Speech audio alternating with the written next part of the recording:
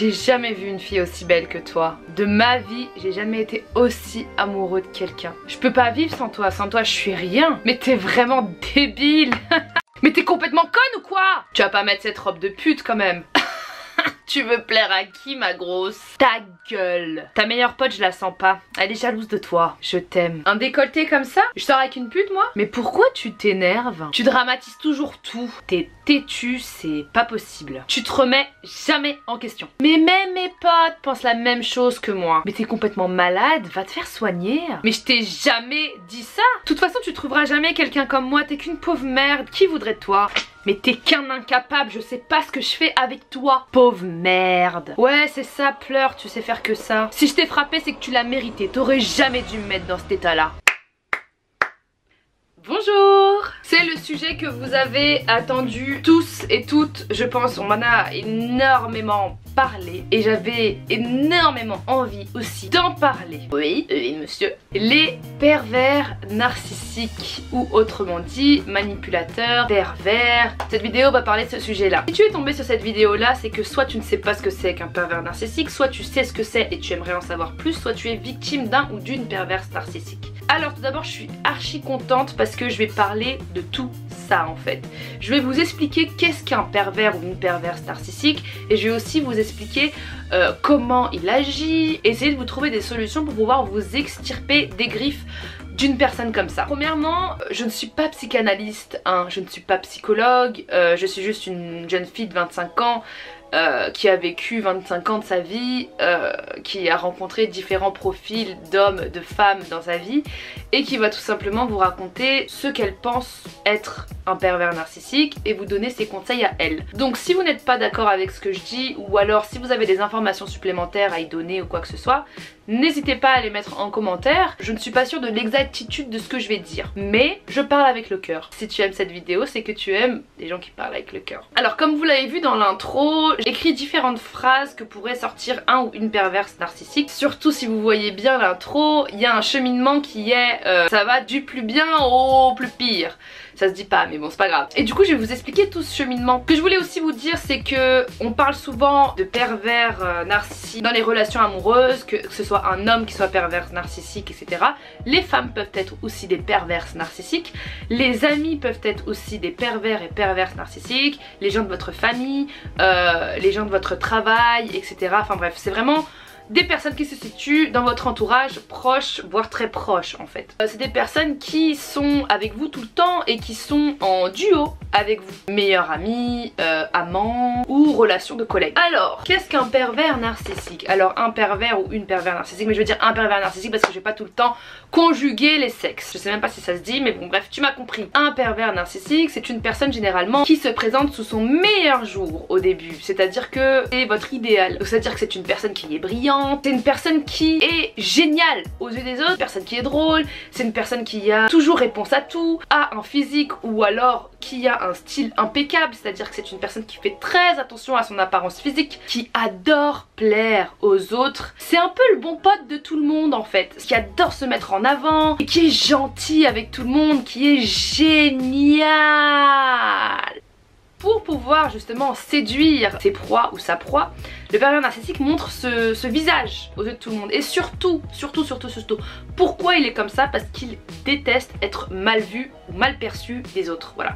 C'est une personne qui ne supporte pas la critique, c'est une personne qui ne supporte pas que les autres le voient en mal en fait. Qu'on ait un mauvais jugement sur eux. D'où le fait qu'ils aient besoin d'être tout le temps parfait aux yeux des autres. Ils adorent séduire les personnes, ils adorent séduire l'entourage des personnes qu'ils côtoient etc. Cet aspect vachement séduisant a tendance à rendre faibles les proies. C'est-à-dire que la proie d'un pervers narcissique va avoir tendance à se dire purée ça y est je suis tombée sur l'homme de ma vie, je suis vraiment tombée sur une bonne personne dans ma vie, tout se passe super bien, elle est adorable, elle est parfaite, elle m'offre des cadeaux, elle me fait voyager, me fait sentir une femme extraordinaire et des compliments et des trucs mûches juste pour que vous puissiez tomber amoureuse ou amoureux de cette personne. Là c'est le début du piège parce que personne n'est parfait, hein, ça n'existe pas à la perfection. Et puis ensuite ça va être des petits pics mais des petits pics, tu sais, des petits pics sous la forme d'une blague. Des dévalorisations sous la forme d'une blague. Ah, t'es une grosse vache. Ou alors, ah, t'es trop bête, t'es débile. Au final, vous allez laisser passer ça parce que justement, les pervers narcissiques, ils ont toujours une excuse en fait. Mais je te taquine, tu dramatises tout le temps tout,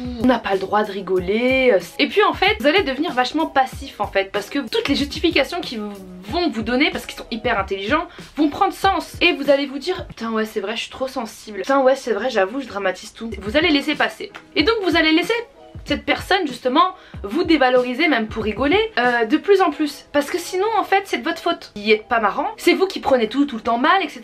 Et donc du coup vous n'avez pas envie de resubir ce genre de conflit là, donc du coup vous avez laissé passer ce genre de choses là. Et puis après ça peut être des gros énervements. T'es qu'une pauvre merde, de toute façon tu réussis jamais rien. Vous allez vous sentir mal, mais en même temps c'est de votre faute. Je sais pas si vous voyez ce que je veux dire. Ça va aller de pire en pire. Parce qu'il suffit que vous montriez une ou deux fois que vous êtes passif à ce genre d'agression, que la personne s'est déjà immiscée dans cette faille-là. Un pervers narcissique, c'est destructeur. Ça va vous détruire vous, ça va détruire votre estime que vous avez de vous-même. Ça va chercher à vous rabaisser aux yeux des autres. Ça va chercher à vous rabaisser à vos yeux vous-même. Pour se sentir lui supérieur à vous. Et pour pouvoir encore mieux vous manipuler. Tout ça va vous faire sentir comme une pauvre merde, sans que vous ne puissiez rien dire, parce que si vous dites quoi que ce soit, ça va encore être de votre faute. Le pervers narcissique n'éprouve aucune empathie. C'est pour ça justement dans mon intro, je dis à un moment donné, tu chiales, tu sais que faire ça. Il n'y a aucun partage d'émotions, c'est-à-dire que la personne vous voit souffrir, et ben justement, elle va être contente que vous souffriez, parce que du coup, ça va être la même personne qui vous avait fait souffrir, qui va vous consoler. Et c'est là qu'on rentre dans un piège de je te fais souffrir, puis je suis vachement gentil avec toi, et vous allez rentrer dans une schizophrénie sentimentale où vous savez, vous êtes complètement paumé. Voilà, la personne commence déjà à vous vampiriser et à ravager votre cerveau. C'est-à-dire que vous n'êtes plus vous-même. Vous arrivez plus à être vous-même. Même parce que si vous êtes vous-même, on va vous reprocher d'être vous-même. Donc du coup, vous essayez d'être la personne la plus parfaite aux yeux de cette personne. Vous essayez d'assouvir tous ses besoins et vous essayerez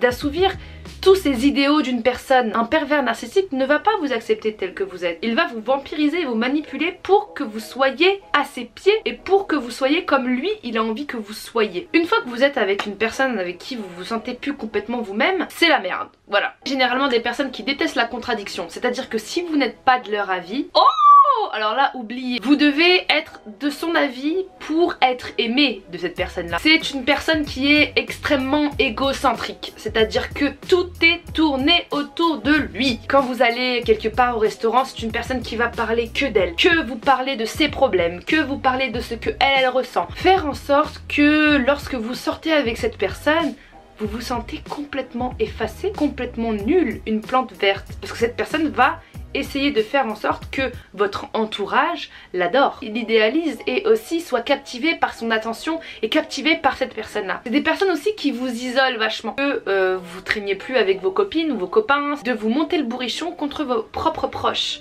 en disant que soit ils ne les aiment pas ou soit qu'ils sont mauvais pour vous. Pour que vous soyez isolé et pour que vous soyez à la totale disposition de cette personne, mais surtout parce que c'est des personnes qui sont extrêmement jalouses, qui ne supportent pas que vous aimiez d'autres personnes. Elles veulent absolument que vous ne viviez qu'à travers elle ou lui. Donc tout votre entourage va être une sorte d'ennemi pour eux en fait, d'ennemi à leur emprise. Eux, ils ont aucune culpabilité. C'est-à-dire que ils peuvent vous faire les choses les plus horribles, vous traiter comme une merde, vous frapper, mal vous parler, mais ce sera de votre faute. C'est-à-dire que n'importe quelle situation, qu'elle soit moins grave ou très grave, des personnes qui vont réussir à vous faire croire que c'est de votre faute en fait. Alors que toute forme de violence, qu'elle soit verbale ou physique, n'a pas lieu d'être. Il n'y a pas d'excuse en fait. On n'a pas à être violent avec vous de par des mots, de par des réflexions. C'est des personnes en fait qui vont vous retourner le cerveau et souvent des personnes qui retournent la situation à leur avantage. Vous avez l'impression d'être avec un bourreau. Ah, c'est toujours vous le problème. Ah oui, et jamais cette personne-là. Jamais. Et puis c'est des personnes qui, grâce à leur art de manipulation, va toujours savoir comment noyer le poisson. J'ai jamais dit ça de la vie, alors que vous l'avez très bien entendu de vos oreilles. Ou des, mais toi tu as fait ça.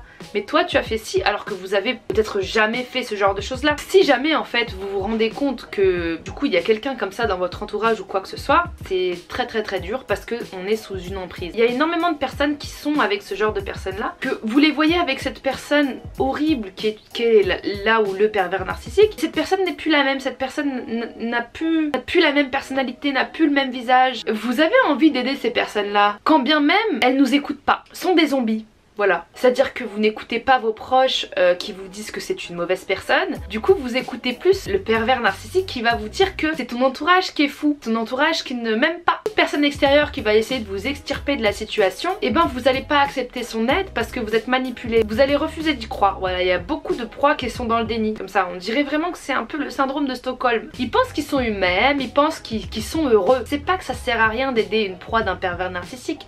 Loin de là. Moi je vous dirais, si jamais vous voyez un de vos proches qui est dans ce genre de situation là, aidez-le, montrez-lui cette vidéo pour qu'il puisse se rendre compte du profil de la personne avec qui il ou elle est. Mais tant que la personne ne se rend pas compte d'elle-même, et ben c'est très difficile. Deuxième étape, quand la personne se rend compte que la personne avec qui elle est un ou une perverse, ben elle a quand même du mal. C'est-à-dire que elle ne peut pas aider cette personne parce que elle est emprisonnée. Elle a tellement été conditionnée par un flux de paroles vampiriques, je sais pas si ça se dit, tellement sucé le cerveau que du coup elle se dit que sans cette personne elle n'est plus rien du tout. Et donc du coup la personne qui est une proie a peur d'être seule, a peur d'être sans cette personne là, parce que cette personne-là a défait tous les repères que la proie avait construit. Son entourage, sa confiance en elle, son amour propre. Elle a tout perdu. Alors bien sûr, quand cette personne a perdu les bases fondamentales qui font qu'on est des êtres humains sains, et ben elle a pas envie de perdre la seule personne à laquelle elle se raccroche. Elle se sent tellement nulle que du coup, la seule personne qui l'a fait se sentir bien de temps en temps, c'est le ou la perverse narcissique. Pourrait conseiller, c'est de fuir.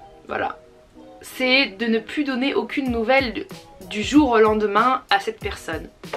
C'est de ne pas entamer un dialogue parce qu'un dialogue avec ce genre de personne là sera trop stérile et ne mènera à rien hormis au fait que vous allez vous sentir comme une pauvre merde et que vous allez peut-être être encore fragilisé et peut-être y retourner. Il faut juste fuir, partir et trouver le courage de se dire que en fait non, je vais trouver quelqu'un de mieux. Donc je vais réussir à trouver cette personne là et tu n'es pas une personne parfaite. Voilà, c'est ce qu'il faut essayer de se dire. Un psychologue disait, un pervers narcissique est aux portes de la folie.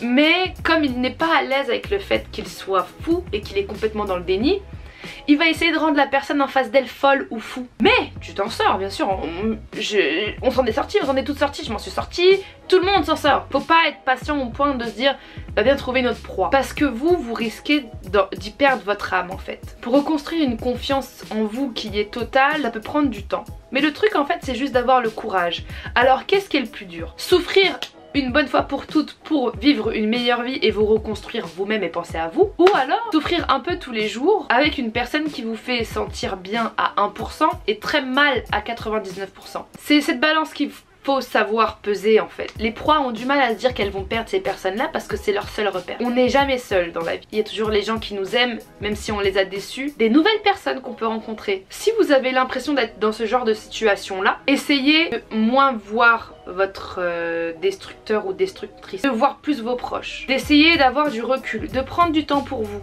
de vous éloigner de l'environnement de votre destructeur et votre destructrice pour que vous puissiez avoir les idées claires. Parce que quand on a tendance à rester dans une situation, l'être humain s'habitue énormément vite à la condition dans laquelle il vit. C'est-à-dire qu'il peut vivre d'une manière horrible, atroce, et s'y faire. Donc prenez le recul suffisant d'être seul. Ça a ses avantages parce que ça vous recentre sur vous-même et ça vous permet d'avoir un œil extérieur sur votre situation. Si vous n'avez pas d'œil extérieur sur votre situation, vous n'allez pas avoir le déclic. Éloignez-vous de cette personne petit à petit. Si vous avez du mal, petit à petit. Et encore une fois, je suis absolument pas dans le jugement et moi je déteste juger, je juge pas. Je peux comprendre les hommes et les femmes qui restent avec ces personnes-là parce que on a tous vécu ce genre de situation. Je peux comprendre qu'on se sente faible, je peux comprendre qu'on soit faible, je peux comprendre qu'on soit affaibli. Le tout est de juste avoir le courage de prendre du recul. Si vous vous en rendez compte, c'est déjà une grande étape que vous avez passée. Et quand vous voyez la situation d'un œil extérieur, vous vous rendez compte à quel point la personne qui vous a fait passer pour un fou pendant des années, des mois ou autre, est elle-même folle. Ça sert à rien de guérir une personne qui a justement ce problème-là. C'est une personne qui ne se rendra même jamais compte parce qu'elle est dans le déni total. Alors c'est-à-dire même pas à un moment elle va se dire oui peut-être je suis un pervers ou une pervers narcissique, non jamais. Parce qu'elle a un idéal qu'elle s'est construit à travers les yeux des autres personnes en fait. En fait vous ne pouvez tout simplement pas changer ou sauver ce genre de personnes là. Vous devez vous sauver. Faut que vous trouviez le moyen de vous réentourer en fait d'autres personnes. Faut que vous appreniez à réavoir confiance en vous en étant entouré de personnes aimantes et bienveillantes parce que un pervers narcissique il ne vous aime pas vous, il aime cette obsession que vous avez de lui et il aime cette subordination que vous avez envers lui. Votre âme elle est...